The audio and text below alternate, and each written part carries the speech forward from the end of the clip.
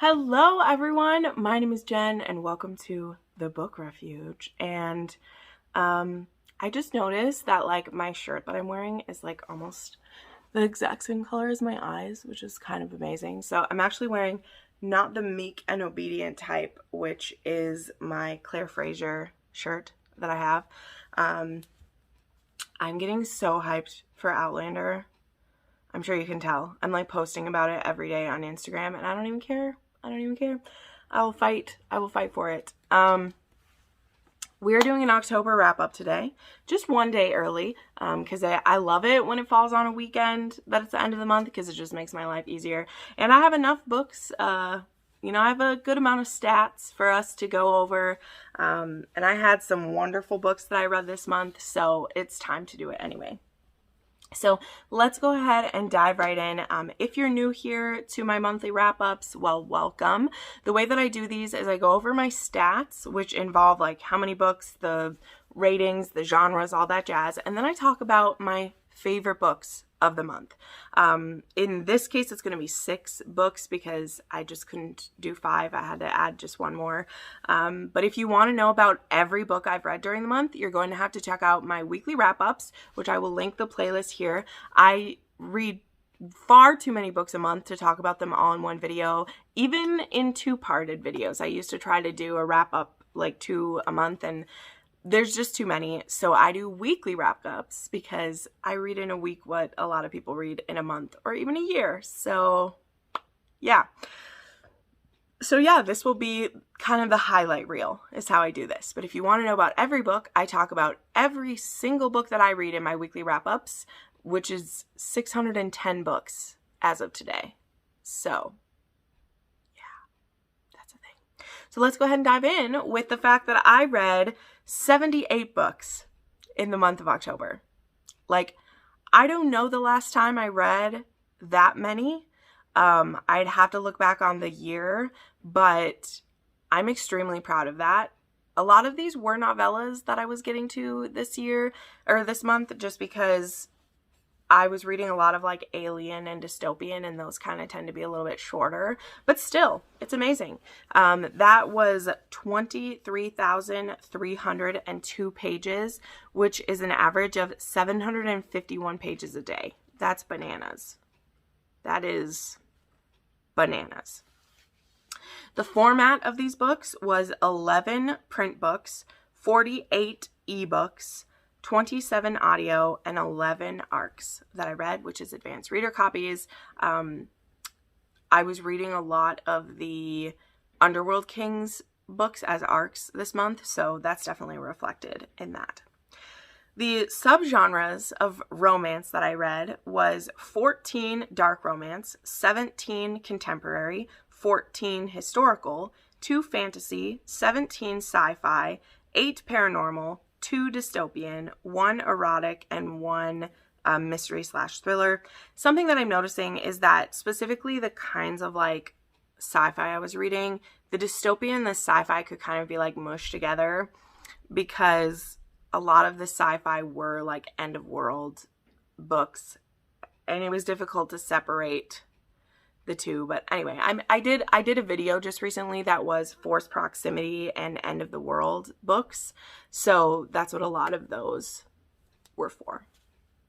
It was great. I mean, this is the most like sci-fi that I've read in a month probably ever, because I binged all those Zoe Dravens that I read. She was one of my she was tied with Claire Kent, who did the like end of the world ones, for the most read this month, which is amazing. So, and then my ratings across these books were, this was great. I didn't have anything less than a 3-star, which is cool. I had 1 DNF, and then I had 1 6-star book, which I've said in a couple previous things that some of these 5-star books may actually be 6 stars, and I'm going to talk about those.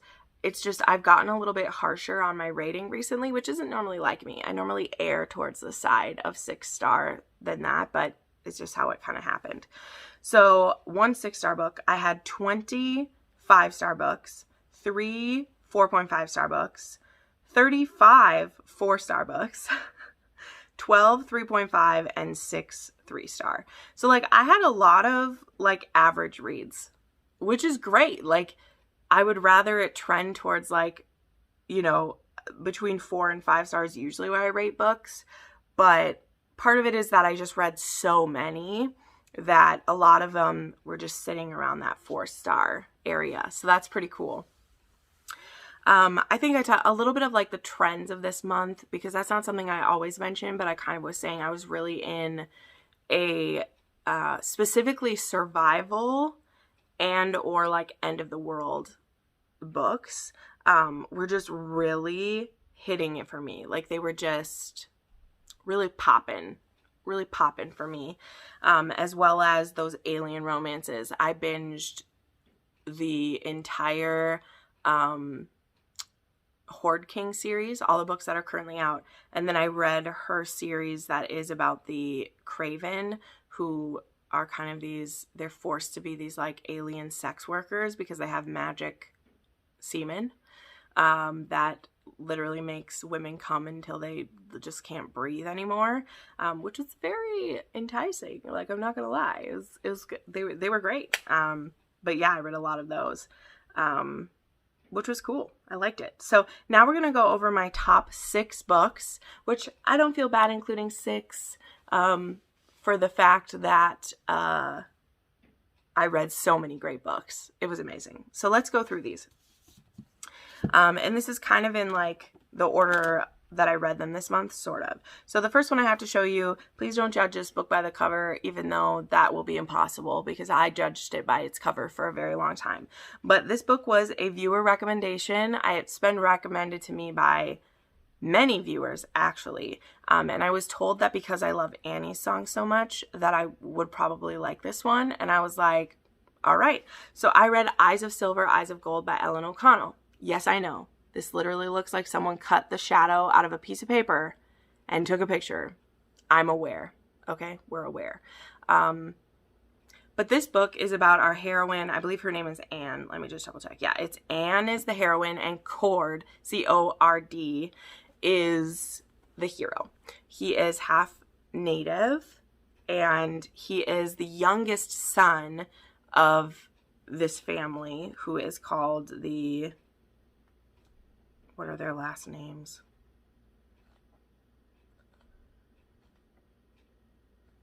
I don't remember. But Anne is kind of on the run from her father. He's trying to force her into a marriage to a very old man. Actually, I'm not going to hold this book up the whole time because it's just too much. But you know which book I'm talking about. And she plans to make it to Denver, I believe, and she only has $20 in her pocket, and she comes across Cord, who she's actually known since they were children. He went to her school, but not for very long because they would get bullied. Him and his younger sister were half native because his father, after his first wife died, and he had like 3 or 4 children with his first wife, she died, and he married a Native American woman who he fell in love with, and he had 2 kids with her. And his older brothers and sisters are just very like disdainful to him as well. Like they love him, but they believe a lot of bad things about him. It's a very interesting dynamic. It's very hard to explain. But anyway, our heroine was sleeping in his barn overnight, and then she was going to make her way to Denver because she's running from her dad. And he ends up finding her, and he brings her inside and makes her breakfast. And he's like, I'll take you to Denver, and you're going to borrow more money from me because $20, you're not going to get very far, and then you're going to end up having to sell yourself. Like, he's very blunt. He's like, you're going to make it this far, and then you're not going to have any way to do anything, and you're going to end up being a prostitute, and I don't want that to happen to you. And she's like, oh, how dare you? But, like, he's right. He's right. Meanwhile, he's making her breakfast, and her father, a preacher, the man she's supposed to marry, and a couple other men, like 7 of them total, descend upon this house, and they beat the shit out of Cord, force the 2 of them to marry each other, but then say, you're going to be a widow by tomorrow. And her father is like, you're too covered in blood. You can't ride home with my horse on me. You can't ride home with me on my horse. I'm going to leave you here overnight with the corpse of your new bridegroom, who, you know, because they believe he's dead, and I'll come back for you tomorrow after you've been able to sit with this, and you can think about how you're going to get my forgiveness for not marrying the man that I want you to marry. So yeah, that happens. She thinks Cord is dead because his face is barely recognizable. She somehow manages to drag him inside, can't make it to the bed, just kind of on the floor, and she's trying to take care of him. She then has his brothers come by, and they are trying to take her home. She won't go. She fights them off with a gun. The doctor comes by, says he's probably going to die, but let me help you get him on the bed, and here's some stuff to take care of him. She has to take care of his animals, try to take care of his farm, and try to keep him alive. Because she just, number one, she feels so guilty that she brought this trouble to his door, even though, like, that's partially right, but also her, like, it's all her father's fault. Like, it's not her fault. And they are married because they were married by these people who assumed that he was going to die right away. So she stays to help take care of him, and their relationship begins. And the more time she spends with him, even though he's this gruff, tough man, he's a horse trainer. He has a natural way with horses that he teaches some of it to her. He's always expecting her to be ready to leave him. And while that could get annoying for some people, the way that Annie is always patient with this and is like, when we're 90 years old and I haven't left you, are you still going to wake up every morning and wonder when I'm going to Denver? Because I'm never leaving you. And there's just so much. Like, this whole town is against them. This whole town doesn't want them to be together and just thinks the worst of them. And the way that they just make their ranch, their paradise, and their home is beautiful. And there is a lot of suspense here. There was lots of parts of this book where I was like, the two of you should just leave and go somewhere else. But it's also amazing to watch how they slowly change people's opinions about them. And not that they should have to do that. Like, they shouldn't have to do that work. But it's beautiful to watch how they do. And I adored this book. It's 6 stars, and I love it. It was amazing. And so please get the Kindle. It's on Kindle Unlimited. Don't look at the cover. Skip right to the first page and just start reading this book because it's really beautiful. Then we have another historical that I have to talk about, and that's Dangerous by Minerva Spencer. So I happily have been getting my friends to read this book. I adore this book. So quick backstory, because I have to give a backstory. I discovered Minerva Spencer the beginning or the end of last year, I believe so, when I read a book by her called Notorious, which is actually just around the corner right there. It's up there. And that's in a trade pub size book. It's pink. It has pretty flowers on the cover, and it's a silhouette. And I had got it because I thought the cover was beautiful. Even though I don't love cartoon cover. It's not exactly a cartoon cover, and it looked beautiful. And I loved that book. And then I discovered that she actually has a, which it's funny because Minerva Spencer is actually the pen name. SM La Violette is like her real name, which I'm not like outing anyone. It's literally in the cover back here. And she writes erotic historical romance, which is, I read most all of that she had. But I had actually purchased these books. I purchased Dangerous and Barbarous, which is the book that comes after this, 3 years ago because the cover was so stunning. Like, I just love this cover. And then it just sat on my shelf. And then when I read Notorious, I was like, wait, I have another book by Minerva Spencer. And we found it. Still didn't read it. I've read all 3 books in the Rebels of the Ton series, and I had never read this. So I put it on my TBR a couple months ago, didn't get to it, and then I had it on Libby, and I only was going to have it for 4 more days, so I was like, I'm just going to read it. All of these are on Anyplay, by the way, but I listened to them on Libby. And I was enraptured by this book, okay? This is about Lady Euphemia Marlington, who was stolen. When she was 14, she was on her way to a ladies' finishing school, and her ship was captured by pirates, by the corsairs, who are like Middle Eastern pirates is the best way to explain them. And she was sold into a harem of a sultan, where she lived for 17 years as a wife and sex slave to the sultan. She had a child with him, and she had to learn how to survive in this harem of many women and children. She had to kind of like manipulate her way for dominance. Her son was the second oldest son of the sultan, but he was the sultan's favorite son. And when the sultan dies, there is a power struggle between her son and the older son. And she has to flee because the oldest son is killing off all the wives that he doesn't like, that were his, you know, stepmoms or whatever.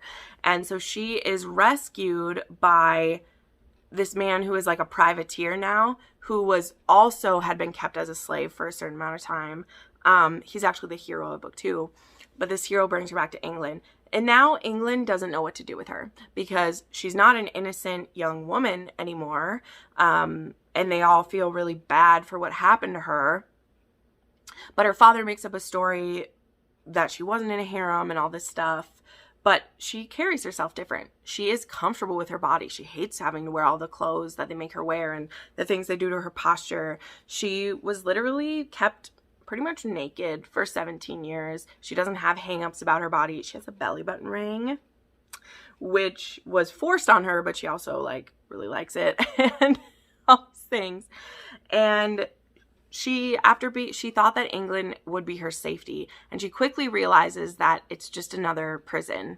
And this one's even worse because instead of people being honest about their like hate for her, or like, you know, in the harem, everyone knows that they're fighting for favoritism and stuff. It's people being secretive and sneaky, and she's just like over it. So she wants to get back to Oman. I think it's Oman. To get her son, Jibril, who the English version of his name is Gabriel. And so she wants to find a husband that she can marry who will then kind of like leave her alone. So Adam de Courtenay, who is a Marquess, he's called the Murdering Marquess because he's had 2 wives die. He's lost 2 wives in mysterious circumstances. And he is the black sheep of the ton. People ignore him. And he gets invited to this ball where Lady Mia, where her father is trying to marry her off. So she meets Adam. He says, like, I'm looking for a wife. I need an heir. But then, like, I don't, you know, they make a deal, basically. So they agree to an arranged marriage with each other for a marriage of convenience where, like, she agrees to, you know, bear his heir, and he then will like put her up in a house and leave her alone because that's what she says she wants. What they don't count on is their extreme sexual attraction and sexual compatibility for each other. Adam is terrified of her sexual prowess, but also so intoxicated by it. His reasons for being scared or intimidated by it are a secret. I won't tell you why. And our heroine is quickly like, I don't know if I can leave this man to go rescue my son who is an adult and doesn't want my help when there's this man who I am so, like, I'm falling in love with him. This book was fantastic. The conflict, so well set up. I completely believed it. The miscommunications that do happen, completely relatable based on who these people are. And the sexual tension and the steaminess of this book is so well done. It's fantastic. I love this book. This is another one that I really need to think, like, I feel like this is a 6-star book to me. I also gave the second book in the series, Barbarous, who is about the pirate that I told you about, the privateer. He is a straight up got one eye. His eye was taken out by one of the slave owners, and he has a love story with his aunt, who's not really his aunt, but this young woman who was married off to his uncle, who was like 50 years older than her. And now his uncle is dead, and he like comes home to kind of handle things, and he's immediately like, I think I have the hots for my aunt. It's so cute. But I love that one too. Then I think this is going to be in a lot of people's favorites lists of the month, but It's There Are No Saints by Sophie Lark. This one was sent to me, this copy was sent to me by Mr. Lark. He sent some of us Instagrammers and like influencers copies of the book. This is book 1 in a duet. This doesn't have a cliffhanger though. There is more to the story, but there's no like dreadful cliffhanger. So you can start this at any time. It's on Kindle Unlimited. There is no devil. Comes out December 1st. So, you know, if you read this in November, you don't have to wait long. I understand if you want to wait. Like, I understand. But I promise you that you can read this and you're not going to be like, oh, she just cut it off. That's not what happened. Sophie didn't do that. This is a serial killer romance. This is about these dueling serial killers and artists who are in San Francisco. This is not a love triangle though. It's not. I was confused as well when like I read the blurb for this book, but it's not confusing once you start reading it. So our hero is Cole Blackwood, and yeah, he's an artist. He kills people without remorse, and his rival's name is Alistair Shaw, and he's a more of a chaotic, emotional killer, and like Cole doesn't want anything to do with him because he knows the guy is like a loose cannon and is going to cause problems, and it's only a matter of time until it like goes awry. But Shaw has this need to prove himself better than Cole. He really likes to poke the bear, or poke the snake, whatever you want to call him. And he involves Mara Eldridge in their game. She is an art prodigy. She's just trying to make it by. And Alistair chooses to involve her in their game in a very dangerous way. And his choosing to involve Mara in their game brings her to the notice of Cole.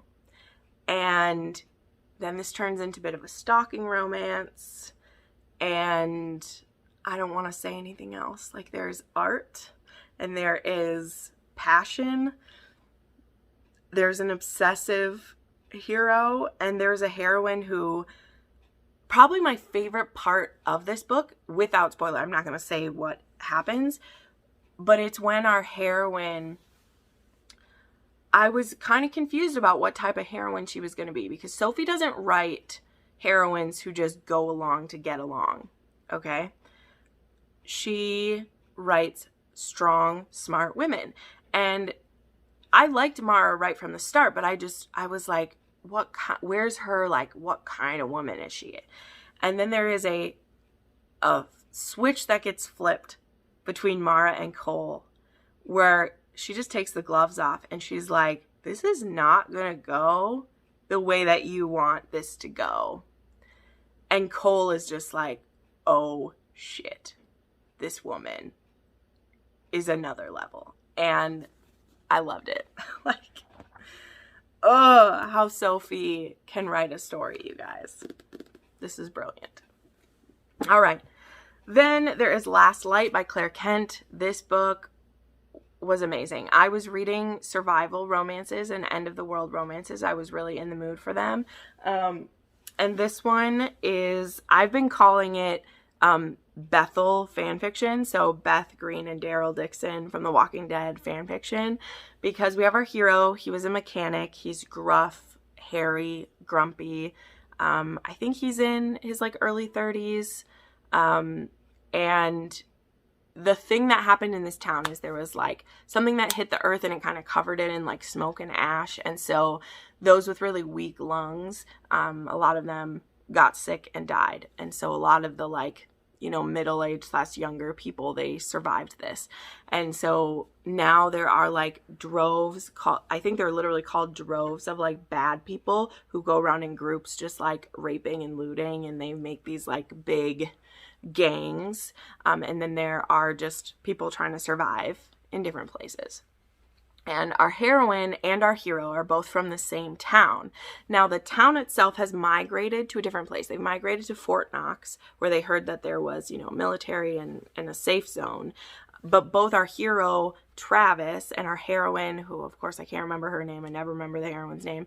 They both stayed behind because her grandma was dying and his daughter was dying. And so both of those people have died. And our heroine, of course, she's not going to trust our hero at all. So she runs into him in the very beginning of the book, and then she like pulls a gun on him and, you know, separates herself from him. And he was like, we can travel together. Like, we can go to the town, like go together. And she's like, no, I'm traveling on my own. Well, then just a little ways down the road, she ends up running into some trouble, and she finds a guy who's been shot and he's dying. And he has this note that says to warn Fort Knox about this group, this drove that's going to hit them and trying to like take it over or whatever. And Travis saves her from these couple of guys. And then he's like, okay, will you travel with me now? And she's like, sure. So this is them trying to make it to Fort Knox and warn their people. He has an ex-wife who's there, who was the mother of his daughter. And they form this relationship and kind of dependency on each other in just this beautiful way. And as the romance grows between them, which starts as like a, not even like friends with benefits, just like mutual pleasure kind of thing, like let's please each other while we are on this trip. And it grows into something so beautiful. So I loved this book. I'm really sad that my copy isn't here yet. Both this book and another one I'm about to talk to, I wanted to have them in my hands to show you a copy of it, but Amazon is pissing me off today, so there we go. Then I have Burn For Me by Cate. This was fascinating. This is a bully romance, but with a twist. So this is also an older woman. So our heroine is a journalism teacher at a college. She's 32. And our hero is 18. And he is a student in her class at this college. But they have a history. 10 years ago when he was...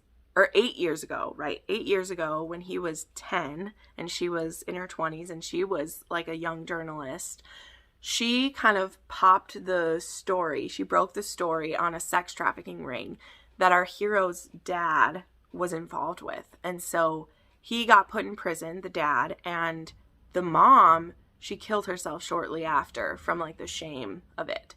So our hero had to go stay with his uncle, who was very abusive and got him involved in a lot of shitty things. And so he's actually on a rugby scholarship to this college. And then he finds out that this woman who he blames for ruining his life, which is irrational. And here's the thing that makes this work for me. Well, we'll get, like, bully romances do not always work for me. But this one, because of the dynamic where like he knows that it's irrational that he blames this woman, but also he has so much anger and so much hurt built up, and now here's this woman who's like his teacher and she has it all together, and he's just so pissed that her life is good and his isn't, that he wants to make her suffer. He doesn't have a plan. He doesn't have 5 steps for revenge. He just wants to torture her a little bit. So he gets her in a compromising position with coercion. He gets her in some positions where he gets some photos of her and demands that she be at his beck and call, or he is going to ruin her life with these photographs. Now, from the heroine's point of view, she's obviously horrified that this is happening, but she was also horrified to find out the kind of life that he's lived because of what she did. Because here's the thing, like, his dad was not the only person involved in this sex trafficking ring. And not that he did not deserve what happened to him, but for him to have taken, like, all of the blame, and for this young man, who she obviously sees is very damaged by what happened, like, she feels a lot of guilt. So there is coercion, like, there is non-consent that happens in part of this book, but it quickly becomes more dubious consent, because here's the thing. His blackmail that he has on her, it's not really that ironclad. She could get out of it, but she wants to atone for the guilt that she feels to a certain level. So I found this book fascinating. It was very sexy. Again, there is non-consent and dubious consent, and eventually some like consensual non-consent, but it's very spicy, very sexy. You know, this is an age gap. This is a power dynamic shift, but it was also very emotional because our hero, he's almost like he's working out his frustrations on this woman, you know, as the feelings are growing, obviously, because it is a romance. And it was really emotional for both of them. And our hero has to decide what kind of man he wants to be. And I was really surprised with where it ended up. And the fact that somehow, like, I believed this HEA, and I did not know how that is possible. Because sometimes, you know, there's an HEA for this kind of book and you're just like, whatever. But I believed it. And that was amazing. And then the last book I want to talk about, which I also wish that I had in my hands to show you, is Moonstruck by Onley James. I only read this book like last week, and I'm obsessed with it. This is the third book in the Necessary Evil series, so I don't want to like go into too much detail because it is book 3.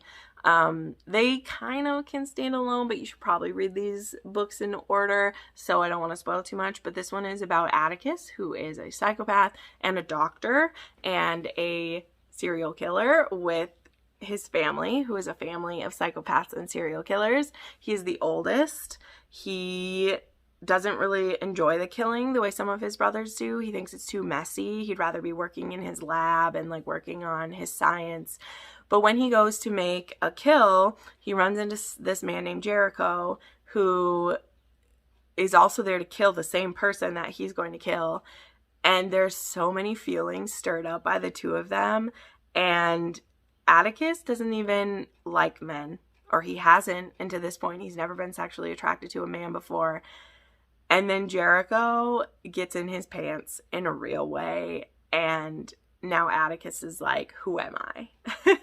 And what is this dynamic that we have? And I was so into it. This may be my favorite one in this series so far. I'm very excited for more, and I'm just in awe of how Onley James like keeps making this series fresh, because that's one of the things that I was getting kind of worried about. Is I was like, how many different kinds of psychopath, like how many different interactions can you have when like there's going to be 7 books in this series? But it worked quite well.